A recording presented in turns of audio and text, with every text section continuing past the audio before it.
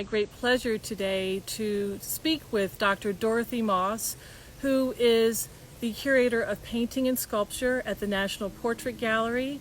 Today's conversation is going to be a conversation about performance art and how that relates to social justice and social practice. And we're really excited to be joined by Dr. Moss because of the very influential and important work that she's done with the Identify performance art series at the National Portrait Gallery. I'm really looking forward to having this conversation, also to discuss the ways in which we think about how performance art has really changed the narrative of the history of art and the history of American portraiture at the National Gallery since Dr. Moss's tenure. I also want to give a shout out to Lauren Harris, program coordinator of the AUC Art Collective, and also Rachel Brown, the program manager of the AUC Art Collective, and Jasmine Wilson, our graduate intern, who's a graduate student in African American Studies at Clark Atlanta University.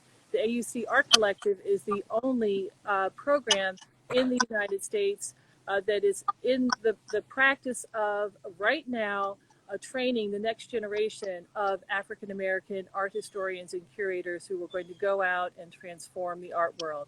And so with that, I'm so excited to welcome you, Dr. Dorothy Moss, to this noontime, lunchtime live. Welcome. Hey, Cheryl, thank you so much for the invitation. Thanks to your team for making it possible. I'm excited to have this conversation. Thank you so much for accepting, Dorothy. How are you today? I'm doing well. How are you doing? I'm all right. I'm all right. We're getting through. Right. Yeah, we are getting through. It's just about to be August. Oh my, oh my.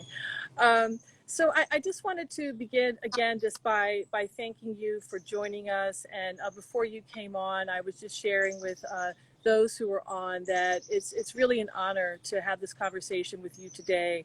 I think that you are one of the curators, especially in Washington, in the Smithsonian institutions, and in our national institutions, who's really setting the bar very high for how we might think about implementing institutional change. And your Identify series is one of the ways that you and I actually began working together. Gosh, I think it's almost 4 years ago now, right? Yeah. And so I know we're going to talk about that, but I thought that it might be a good thing to just begin by sharing with everyone who's on today what your own personal biography is, how you ended up doing what you're doing today. Did you wake up, when you were cognizant at 3 or 4, or who knows, maybe for you it might have been one and a half, and say, I want to be an art historian and I want to be a curator, or was it a different kind of process? No, it was a different kind of process, although I have always been drawn to art. I mean, as a child, I drew and sketched in the back of the station wagon as my mom drove me all over Texas, where I grew up. And then as I got into, my high school years, I really felt a strong attraction to my art classes and my art teachers. And I went to college thinking I would major in studio art, actually. But I pivoted to art history, and that was in part because I really loved the college museum. I went to Smith College, and there's a wonderful art museum on campus, the Smith College Art Museum. And I loved being in it. I loved doing internships there, and I really enjoyed art history courses. So I ended up in art history and went on to grad school to do a master's degree and then eventually a Ph.D. So one of the things that I wanted to do is, if I can interject here, I just want to give a shout out to Monica Dean, who's my shelter in place buddy, and she's the director of the Conway Center for Innovation and Entrepreneurship at Smith College. And she actually recently just worked on a post-baccalaureate program that she was evaluating through the lens of entrepreneurship at the Smith College Museum of Art. So great. I know a lot about it, and as someone who went to another women's college, but didn't study art history, I studied Spanish. I know how important that museum is. And of course, coming from Spelman, on the campus of the Atlanta University Center, where we also have Morehouse College of Medicine, and Clark Atlanta University. I also know just how important and strong and foundational college art museums are, Yes. especially those at women's colleges. Yes, and they are used for every discipline. I mean, professors at Smith draw on the collection in the sciences and in the humanities, but I do think that art museums on college campuses can play a pivotal role in shaping students' interest in any discipline. Right, right, definitely. So, so you were also. I just wanted to say another, share another connection that we have. So you did your master's at the Clark Art Institute. Yes. Could you say something about that experience and that institution? And as you know, our audience today is made up of people from around the globe, people who are patrons of the National Portrait Gallery, people who are students at the Atlanta University Center, people who are curators and art historians. But to get a sense of, what one's path might be, not everyone knows about the Clark Art Institute, but you and I did a really, really amazing program there with others about performance art this past fall.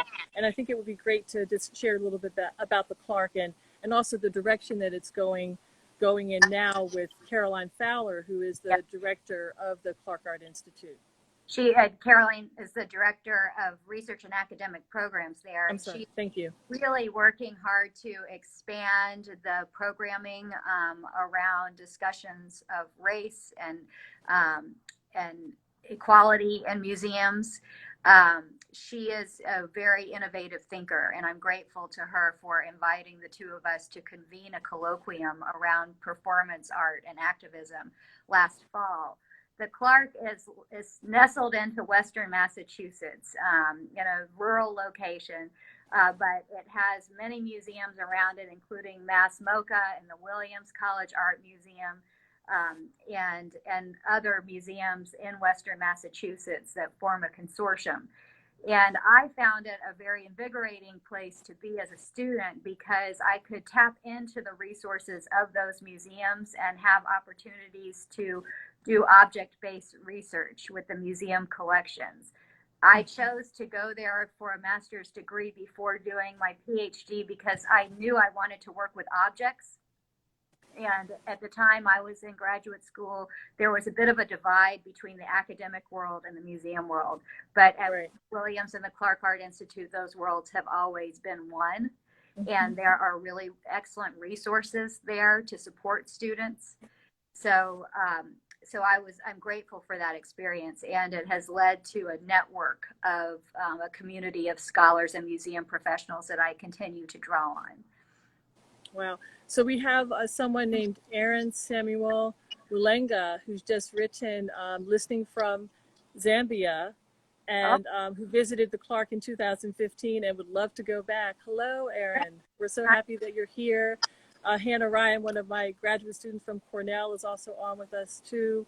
One of the things that I think about when I think about the Clark, and that, what you just described, it kind of gives this sort of visual sense of this institution in Western Mass, in a very rural setting, right on the campus of Williams College, and the resources that you have available to do this kind of object-based study are so rich. And when we had our symposium, the object of performance art, again, looking at, the study of objects and how they relate to performance artists from Jeffrey Gibson to Maria Magdalena Campos-Pons, use objects in their work and think about even performance art itself, as an object. That's one of the things that we're trying to argue, right? That we had the chance to be at all of those institutions that you just named, the Mass MoCA and the Williams College Museum of Art, and also, of course, the Clark itself. Yes, and they're all very different spaces. So during the course of the colloquium, we met with curators from each of those institutions to talk about the way they use objects. And in each case, it's very different. So that fascinating experience. And I was so grateful for your students who were there. The comments they made and the insights they provided and the presentations they gave were brilliant. Yeah, yeah, it was great, and we're gonna follow up again sometime this fall, right? We have plans to Yes. engage with Marin Hassinger, right, this fall. Yes. So Marin Hassinger is our next identified performance artist at the National Portrait Gallery, and she will be screening her video work Birthright on October 7th in partnership with the National Portrait Gallery and the Smithsonian American Women's History Initiative. And that will lead to a performance next spring in our galleries. And also this fall, she's installing her monument in DuPont Circle, which is a sculpture made of twigs and sticks and natural materials. It's a community built structure. And I think what's so meaningful about it is it will be the first monument post-pandemic, post George Floyd's murder, to be placed in a public setting in Washington. And I think it signals the future of public sculpture and public work on the streets of Washington.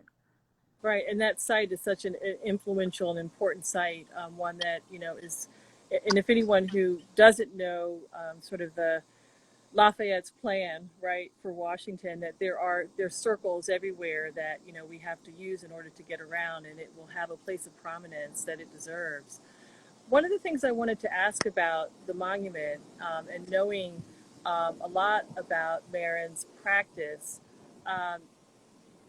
and also, I guess, thinking about, what you said, the first monument post-pandemic, will it be made of actual twigs themselves?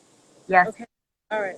We're working with some landscape companies and other groups who will provide these natural materials that will then be woven together under Marin's supervision into a sloping sculpture. And it's very much in line with her practice of collaboration and coming together, of community building and catharsis and healing that comes with that kind of collaborative work. And so again, it's very significant that this is the first post-pandemic public work to rise in Washington. Right.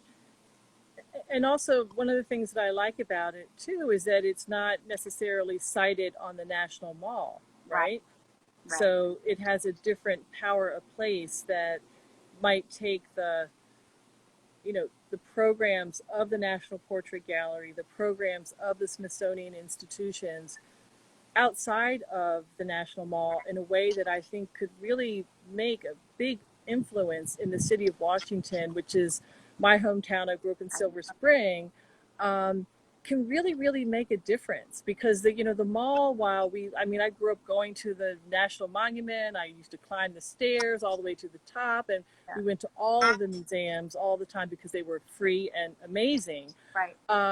But also to think about it from the standpoint of an art historian and a curator, when I think about the National Mall too, there's always this kind of, I won't call it a land grab, but a struggle for space, a struggle for narrative, the struggle for national narratives and how they're told and how they roll out, whether it's through the placement of monuments. And we could think about, of course, Maya Lin's Vietnam War Veterans Memorial, or we might also think about the more recent iteration of the National African-American Museum, National Museum of African-American History and Culture. I'm sorry, it's a long title. And how that space and that building came into place, where it's located, where it's sited on the mall. Right. No, I think this moment where we are shut out of museums, museum curators and educators and administrators are having to think creatively about how we bring how we work with the communities and around us. And I think we have a real opportunity here. There are street murals, emerging all over the country We are definitely thinking about how to use the space outside the museums, and how, we can partner with communities to work with artists. And then we have virtual programming, which in many ways is democratizing art. We are now in conversations that are expanding globally. Right. With people of all different perspectives able to join and participate. So while this is a difficult moment, I think we should seize the opportunity of the creativity that it is evoking, and that we are all, part of. Right, right. I agree with you completely, and especially when I think about um, the nature of public art, which is part of what we're talking about right now, and public space. You've talked about the murals. We've talked about this monument that Marin Hassinger is going to be erecting as a community-based project in Washington. It also makes me think about the first time that I worked with Magda, which was in 2004 with Dr. Salah Hassan, who's my colleague at Cornell. And we organized an exhibition that was slated as the American participation of the Dakar Biennial in Dakar, Senegal. And that biennial of contemporary African art, which is the longest running on the continent, had primarily been operating sort of in a space that was almost like a convention center, if you will, in Dakar. So it would have been set up on the model of maybe the Armory show, where everyone had a booth and that sort of thing.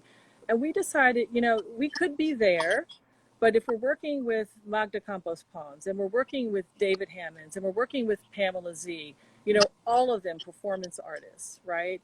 Why not think about how this could be a site-specific participation, a site-specific exhibition? And each of the artists rose to the challenge and chose to do works that were cited throughout the city. And it really changed the way that biennial going forward was not necessarily in this, enclosed space, but rather it went out into other parts of the city that never even really knew that it was going on. Right. And today it's a different kind of iteration of the biennial, and there are, off biennials and other small shows that kind of crop up in different places. And I wonder, just again, thinking about what you said about this opportunity to go out into the public, how you at the National Portrait Gallery might be thinking even beyond the work that Marin Hassinger is doing in DuPont Circle, with other programs that you might have for the purposes of exhibition or even commissioning of artists to make works. We are definitely thinking of how to engage artists, either by projecting pieces onto buildings, or using sound as a medium, procession, which Maria Magdalena Campos-Pons incorporates in her work. All sorts of ideas are circulating, and we're meeting a lot, the curators, to think about this. So I am really excited about what the future holds for museums. I think it was time for us to get out of our spaces and be more in the streets and engage more in the virtual space. And this moment has allowed for that. So I look forward to what is ahead for us all. Speaking of Magda and procession. Yes. So you're showing an image from Magda's performance, Identified, that took place on May 14th, 2015 at the National Portrait Gallery. And here I'm holding up the catalog, the artist's book that she designed and created for the work. And you see stacks of those books around her on the floor. Inside the book, she's created, I'm going to hold some pieces of it up, different pages that refer to the history of the museum building. It's the third oldest federal building in Washington. She included documents from the founding of the museum. She included a menu that was used at President Lincoln's second inaugural ball, which took place on the third floor in the Great Hall, where you see her in that image. So Magda really studied the history of the portrait gallery. She looked into the people who built it, enslaved people who built the museum, and wanted to honor them and to reflect the complicated and messy history of Washington by creating vignettes throughout our building. And it was an incredibly powerful performance that took place in the form of a procession and included students from the Duke Ellington School of the Arts here in Washington, who lined the stairways with brass instruments and guided the procession with their music. And she also included performers, including Del Hamilton, who is an artist who's worked with Magda quite a bit. And Del actually performed herself as President Lincoln in front of Healy's portrait of Lincoln and our president. Oh, she was amazing. She was incredible. Yeah, I wish we had. I should have found that portrait. Here's just another example of the performance. I don't know how to move the image of me, but Magda's behind me. And you can see the number of people who were students from Duke Ellington performing, and others who were actually there as witnesses to the performance in this atrium space in the museum. Yes, so those are Duke Ellington drama students who are lying down in what is a water scrim, and Magda traced their bodies with sugar. And a poet, Monifa Love, was commissioned to write a poem for the performance, which she read. And as she said the word tears, the water scrims turned on. Mm-hmm. And so those bodies ended up being covered in or lying on water. And the smell of the sugar wafted through the air and kind of created this immersive experience for right. the audience. And when you speak of the water scrims, for anyone who hasn't been to this amazing, amazing space that's now enclosed, it's almost like a horizontal fountain, if you will, water fountain. And other performance artists who've been part of your Identify Performance Art as Portraiture series have also utilized this very central space now at the National Portrait Gallery. I think another thing I just want to maybe just remind us of, when we talk about dates, and I thank you for stating the date of the performance. And this is, again, around the time that Black Lives Matter as a movement comes into being. So we are here in the spring of 2016. And you can imagine the kinds of protests that were already happening and have been happening around the country. Yeah. Yeah. And also, it's been interesting to see the way that the election cycle has impacted the performance. Right. I believe this was the last performance that took place during the Obama administration. That is correct. And I misspoke. You were right. It's 2016. Mm-hmm. And then the following performance was Sheldon Scott, who also utilizes the water scrims in thinking about the rice growing technologies that his enslaved ancestors developed in coastal South Carolina, which is where his family is from. And here you see an image.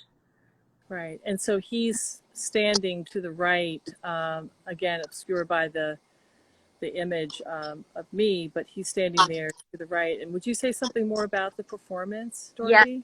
Yeah. So he shipped rice plants to the Smithsonian horticulture, or the Smithsonian gardens, to cultivate and grow for him. And you see one of his performers holding the baby rice plants, and she's singing traditional gullah vocals. And so she's handing him a rice plant to plant on the water scrims, which he is imagining to be rice paddies. So he turned that space into essentially the fields where his enslaved ancestors had worked, and lined the water scrims with the rice plants. And then the performance moved up to the third floor where he hauled the rice plants. And that's an act that is very, it's an act that involves a lot of physical work. So he was extremely tired and exhausted by the end of his performance. And actually what you're seeing here is the follow-up performance to that, which is part of the current Outwin 2019 American Portraiture Today exhibition. And this again is a performance where he is paying homage to his enslaved ancestors and recognizing their work in the rice fields. In this case, is a very meditative performance where he peeled individual grains of rice one by one over the course of a day from sun up to sundown. And he did this live in our galleries for 11 days. And over the course of that time, he said his fingerprints rubbed away. Oh my goodness. He was extremely exhausted by the end of these days. And the visitors wanted to give him courage and to thank him for acknowledging his and their ancestors. And many people left gifts for him. Some people came and read lines of poetry. Some people sang to him, read Bible. Where was he, Dorothy? Was he on the third floor? In this performance, he was outside our President's Gallery. Mm-hmm. And so you would have to walk through the America's President's installation to find him. And there he was. People were kind of taken by surprise to see a live performance happening in our space. Mm-hmm. And on the other side of the wall, past him, is the Outwin 2019 exhibition, where he had an installation that included a 12-hour film that he made on the rice plantation in coastal South Carolina, where his family still lives. And at the close of the performance, he was accompanied by gullah vocalists who walked with him through the President's Gallery to, acknowledge a history of enslavement and of, racial inequity that I think having a live performance in the President's space changed that space for most people forever. Right. We saw something never seen before there. So to describe that space, the President's Gallery is a gallery, and please chime in whenever, but it's a gallery that has presidential portraiture from the beginning of the Republic. And so if you can imagine these images of the George Washingtons and the Thomas Jeffersons and so on, going all the way up to, of course, the Obamas, this is the space that Dorothy is referring to. And I think that it really has made an impact when I think about thinking back to the performance that Magda Campos-Pons did in her Identified series with Del Hamilton, the Boston-based performance art, as President Lincoln, sitting in a chair surrounded by different versions of portraits of him. It had such a powerful impact to kind of imagine, if you will, the President of the United States, perhaps, as a woman, as a Black woman, perhaps as, a woman that you might not think of, in the 21st century, to even question, who can be or who should be allowed to, run for the office of the presidency. Right, and that's really the one of the questions that guided this whole performance art program. We wanted to acknowledge absence in our collection, whether it's in the President's galleries or in the 18th and 19th century installations of portraiture, which we are currently redoing. We are rethinking those galleries to tell a more complete and complex history of the United States. But because it takes a while to completely reinstall and rewrite all the labels, which we're doing, performance art was a faster way for us to acknowledge absence and to bring in stories that have not yet. So I was just very grateful to work with the artists who came and did site visits, studied the history of the building, and came up with really incredible proposals to reimagine our spaces. Sheldon just joined us. Oh, Sheldon's here. Hi, Sheldon. Can you see? I don't know if you can see people coming in and out, Dorothy. Yeah, I see you now. Yeah. We've just been talking about how incredibly powerful your work is and how transformative it has been for the National Portrait Gallery. So Dorothy, could you say a little bit more about what made you think about performance art as portraiture, or performance art, and you just said it a little bit, but performance art as a medium that would effectively help the National Portrait Gallery reimagine itself, reimagine the stories, the narratives that it tells through portraiture, but also to open up different spaces for other stories to be told. You, in terms of your studies, whether at the Clark Art Institute or at the University of Delaware, you had focused more on work from the 19th century and the 20th century, and here you are working with this, uber contemporary medium, performance art. Well, I think performance art has an incredible capacity to address history in profound ways, especially through identity. And I've always seen portraiture as a form of performance. So why not, I thought, bring in live performance and see what happens, and not necessarily in the form of performing arts, although we do that. We have a dance choreographer in residence, but we have, an incredible building steeped in history that is ripe for artists' response. It has amazing acoustics. And it does. So, what you hear in terms of music on the third floor flows down into the first floor. So, and the courtyard has that beautiful glass ceiling, which creates an incredible space for sound that Jeffrey Gibson really tapped into with a drum circle. So, I thought that it is not only time, but it is also strategically where our museum should be going to remain relevant, to invite artists in, to respond to not only the building and its history, and to teach history that way, but also to acknowledge ancestors who are not represented in traditional portraiture. Definitely.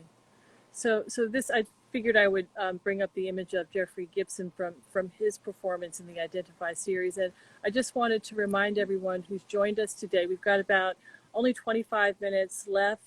And we do have a question function that's part of Instagram Live. So if you have questions, please feel free to put them through the question function.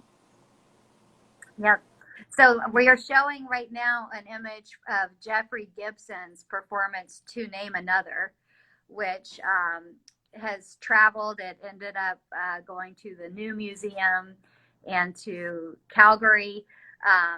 You may have just seen his latest installation, which is an incredible sculpture piece in New York that was just unveiled. He created this piece in the hope of bringing in voices of the LGBTQI plus and indigenous communities who are not well represented in our museum. So he asked for volunteers from those communities to come and wear garments that were made and printed with names that are names that he came up with. Some are from songs, some are from just his own imagining of what the world could be. Like She Speaks Truth to Power, these empowering names. And each volunteer was asked to choose a garment to wear and claim that name. And one by one, they processed out drumming, and he taught them how to create a drum circle. They spoke their name into a microphone and then formed a powerful, what's almost like a choir. And someone's asking, can we see this? There is video documentation of this, and Cheryl, I can help make that available. Okay, is it available on the MPG site? There's a recording of a conversation I had with Magda and Jeffrey just a couple of weeks ago that includes video clips of these performances, so you can find it there. And I can share with you too. Okay, great. And I was just going to give a shout out to Sadeh McConan. She just joined us from Washington. Yay. Hey. Everybody's in the house tonight. So we can provide, maybe if Lauren is on the call, she might be able to provide the link to the National Portrait Gallery. But, and this is just another image too from this Jeffrey Gibson. And this is another incredible Washington artist, Nikisha Durrett, who volunteered for the performance. And you see she chose the name Their Spirits Are Present. What I love about all of these performances is that often we have artists from the community, including Sadeh, Nikisha. Sheldon has volunteered to be in other performances. Curators from the area volunteer, and then some visitors who had never been into the portrait gallery before volunteer, and they become part of our community and they return. And I've heard some of the participants say, I never felt like the National Portrait Gallery was a place where I belonged or could find anything that had to do with my experience in the walls, but having participated in this, I now feel a sense of ownership of the place and identification with the place. So that's another aspect of portraiture as performance. It engages audience on such a deep, deep level. Right, right. And I know we have, I think as part of our list of items that we might touch on, and I think I'm going to come back to that at the end, but also to think about a pair of very special portraits that we would think of as performance that really changed the face of the visitorship at the National Portrait Gallery. But I thought I would maybe show a few more images from the performances. And I hope that I am not, let's see, I'm just going to try to get back to the order that, is that a good place to? Yes, that's an image of James Luna, who's one of the most kind of prominent performance artists of our time, who passed away a couple of years ago. This was one of his final performances, titled. He passed right after this. Yes, about a year after. But this performance is titled Ishi, the Archive Performance, where he mined the archives at Berkeley, which contains the images and documentation regarding a Native American man named Ishi, or nicknamed Ishi, who was studied by researchers and presented as an anthropological object in lectures and in public spaces. And James Luna went back to imagine what it must have felt like to be Ishi, what was going through his head, how he felt about being objectified. And so this performance really goes into the mind of Ishi and humanizes him. So it involved another performer who embodied, a woman's perspective. And here she is with Ishi, and they engaged the crowd. They came in and offered trinkets for sale, which made some people very uncomfortable. How do I respond to this? Do I hand over money, or do I what do I do? So a lot of what happens in the performance space is spontaneous and uncomfortable. It creates conversations, and it ultimately creates community. Mm-hmm. Well, it also, I mean, it reminds me of some of his foundational work. And then also, of course, when I think about the context of the National Galleries and the Smithsonian, of course, the History Museum, which we went to, I mean, I think, I won't say every weekend, but we were there so often as children. And it reminds me of the couple in the cage, the Coco Fusco, Guillermo Gomez Pena performance piece that, where they also performed as, undiscovered Amerindians from a very made up place in a cage in the 1992 year, which was the year, of course, that many people celebrated the 500th anniversary of the landing of Columbus. Yeah. And this, of course, was a counter to that celebration, and it took place at the National History Museum, but at 4 other sites around the world globally. And depending on where one came from, literally, there were many people who thought that they really believed that they were, this couple from a place that had yet to be discovered. Of course, at the in New York at the Whitney Museum, the people in front of which they performed were pretty familiar with who they were as performance artists, and it was a different kind of performance and conversation there. Right. Well, and in this case, I saw James Luna perform this piece in a Boston, and it was a white cube gallery, very different, and from our space, and I asked him if he would consider. Where did you see him perform it? Could you repeat that, please? In Boston, in South Boston, in Okay. a small gallery space, and I'm forgetting the name right now, but I'll get that to you. But it was a different context than in the space of the National Portrait Gallery. So when I invited him to the site visit to think about where he wanted to perform, he was very moved by being able to do this in the 3rd oldest building in Washington, in the space where Lincoln held his 2nd inaugural ball. And he spent quite a bit of time blessing that space. I left him alone in the space to sort of do a ritualistic cleansing of the space before he committed to doing this performance. And I found that with a lot of the artists who have been commissioned to be part of this series, there has been a great deal of healing that has gone into not only preparing to do the performance, but also left behind. And that's quite powerful when you think of all the trauma that is really a part of the history of these spaces. Of this country, yeah, definitely. Okay, so I'm going to move on to some of the other images. Okay. And I hope that is that order? Yes, this is Wanda Raimundi-Ortiz, who was the last artist before we unveiled the Obama portraits.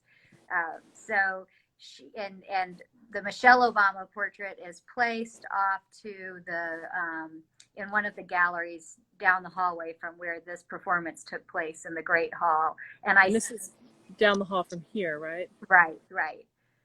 If you could go back to that prior one. Yep.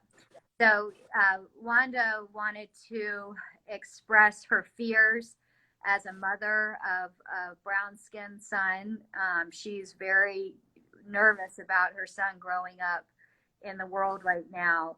And her way to acknowledge her fear and also to bring us into a collective space of mourning and healing was to do a performance titled Ph.D. And this is part of a larger series of performances where she becomes an archetype. In this case, she's invited participants from the audience to be held by her. Behind her, which you don't see in this shot, was the Howard University Gospel Choir. Wow. they sang with her. She also had a DJ performing music from the 1980s and 1970s about healing and love. And here you see the gospel choir behind her. I was worried at first that we might not get many people to volunteer. So I had some curators and other friends in line to go up, but we had so many volunteers to be held that we actually couldn't accommodate everyone. It was a true catharsis, and everyone who went up and sat with her wept, and the audience wept. And, this was, soon after Trump had been elected, and this was, there was a lot going on in our country, and there was a lot of need for coming together and healing, and she certainly tapped into that. In many ways, I wish this were a performance that we could participate in now. I've asked her if she would want to recreate this, and I think she's considering that. You could find this on YouTube, and if you want to see a clip from the performance, by the time she finished, she was so drained of energy she could hardly walk when she made her exit, because she put so much care into holding each volunteer. Mm-hmm. So could you say something about about the time-based nature, the durational nature of performance art? We've kind of talked around it in mentioning each of the performances that we've discussed thus far. When I think about Sheldon Scott's second performance, when he came back over the 11-day period and shelled the rice, and I unfortunately didn't have a chance to see it, but I remember you and I were in conversation, and you would tell me about it. You told me about how emotionally moved you were, as not just a curator, but as a human being, by that performance. And it also makes me think about perhaps other, maybe more popular versions of durational performances. And here, of course, I'll refer to Marina Abramovic, right? And the performance that she did at the Museum of Modern Art. But I would be interested to know more about, the duration of these performances, especially with Pietà. I can imagine that, the need to be so caring and giving and intentional in that performance. That does it last for, I mean, not the holding, of course, but did the performance itself last more than a couple of hours? No, it was actually, she held each volunteer for 7 minutes, and a siren, a red light would go off signaling that 7 minutes was over, and the whole performance itself was a little over an hour. So it really was, as far as duration goes, it wasn't really that long, though it felt like a long period of time, especially as she held each person. But then Sheldon's, as I mentioned, took place for 11 days from sunup to sundown. And that's probably been the most sustained durational performance we've commissioned at the Portrait Gallery.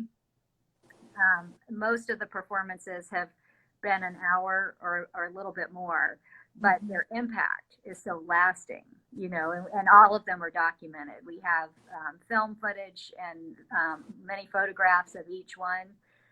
But I do hope to have a publication that, and that's what we're working on together, because I do think the documentation of performance art is crucial. It is.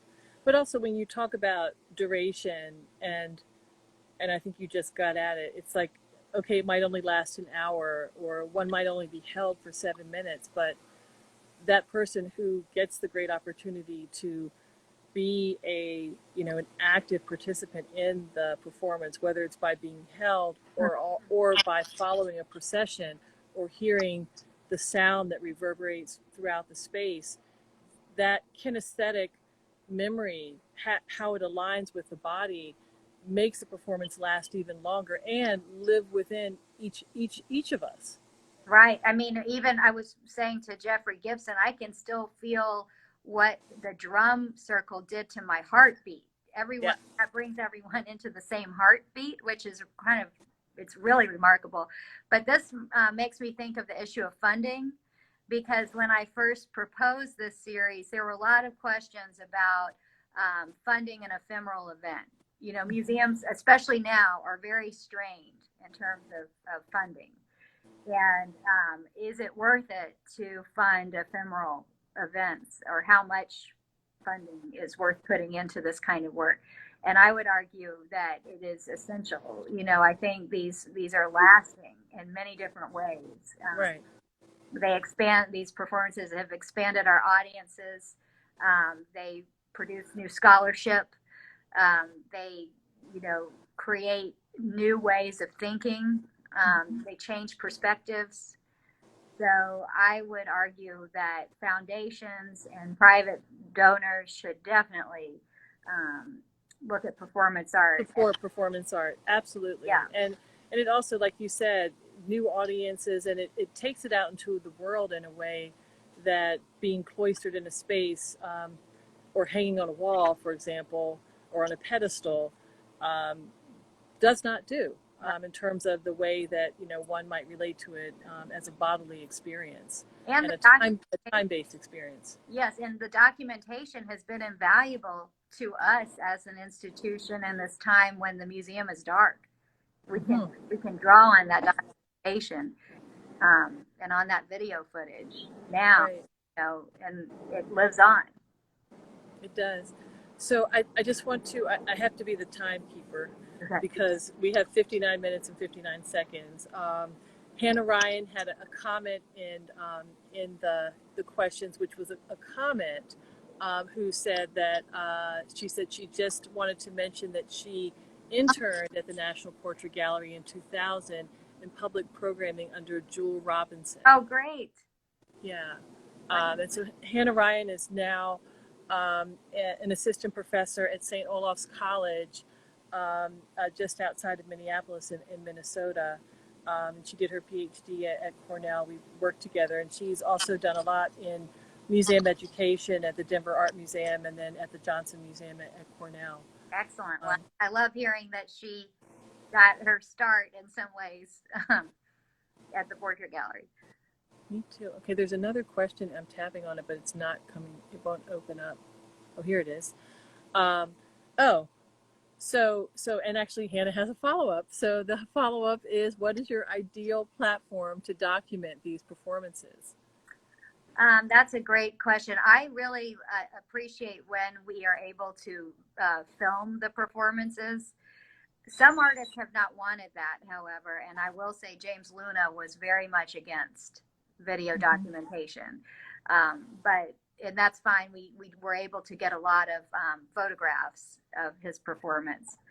But I do like having video documentation when possible, because it allows us to use that documentation not only in the virtual space, but we can also revisit it and show it in the galleries later, you know, with objects from the performance.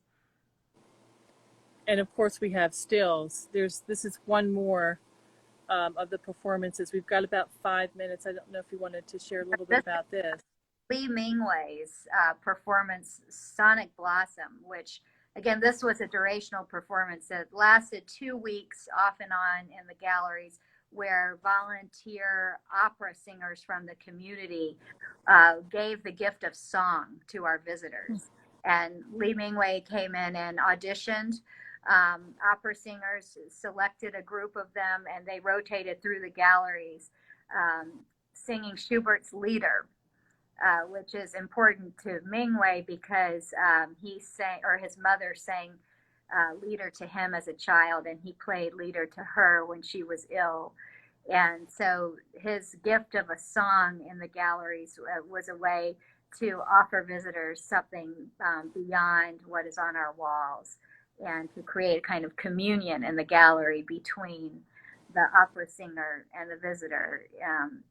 one-on-one. And what I loved about this in terms of portraiture is that the visitor would sit in a chair and the opera singer would stand apart from them and sing. And if you look directly at the visitor, they're framed by a window. So in that way, they look like they're in a frame, in a portrait.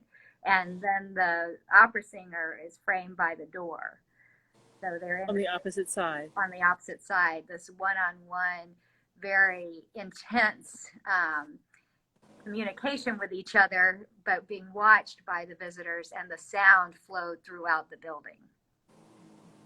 Amazing, amazing.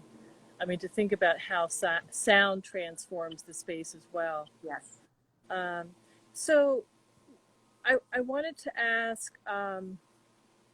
if you could say something about the prize that brought in the two portraits of the Obamas, and how that's something that you're in charge of at the National Portrait Gallery. You're also in charge of the Women's History Initiative at the Smithsonian.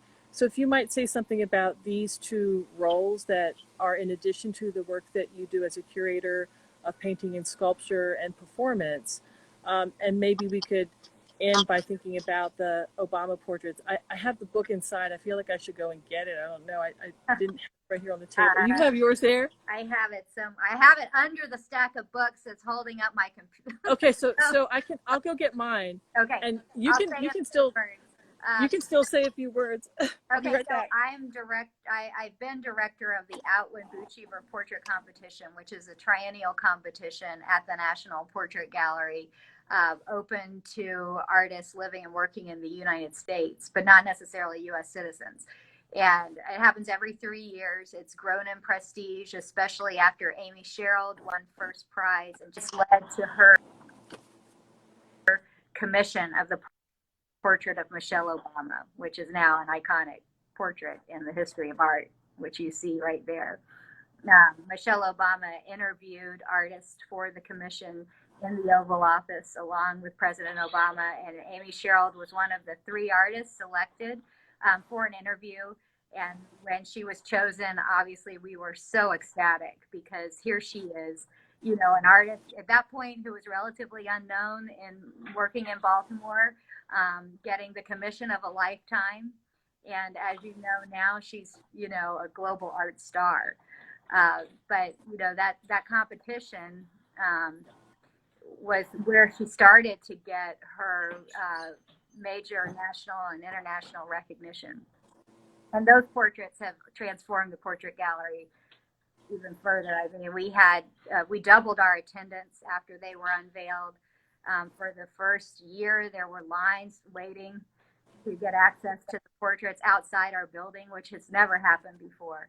So it's been really amazing to watch what the impact that 2 portraits can have.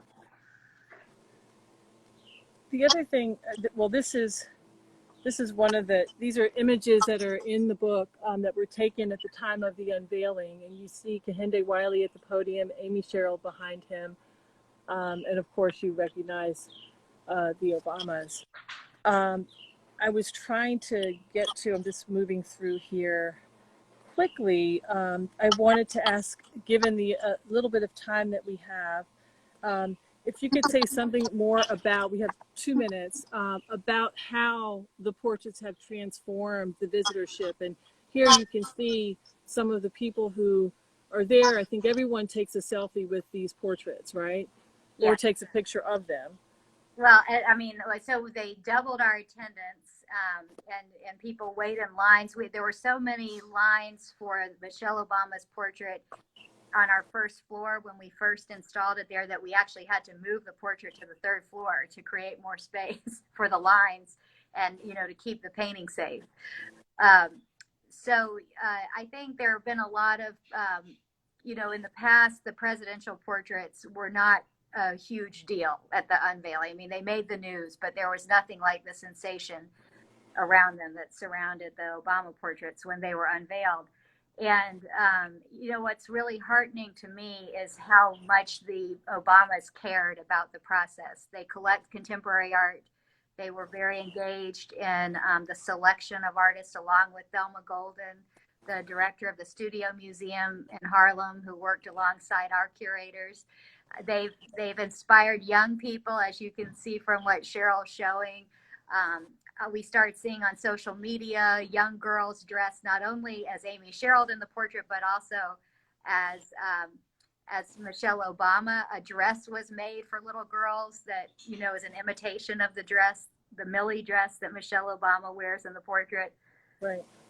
And here's just one image of, or two images of Amy in the studio. We've got 18 seconds left, and I'm going to leave it all to you, Dorothy. Well, last words, pearls. The Smithsonian American Women's History Initiative, which does tie in with the portrait of Michelle Obama and Amy Sherald. 3 seconds.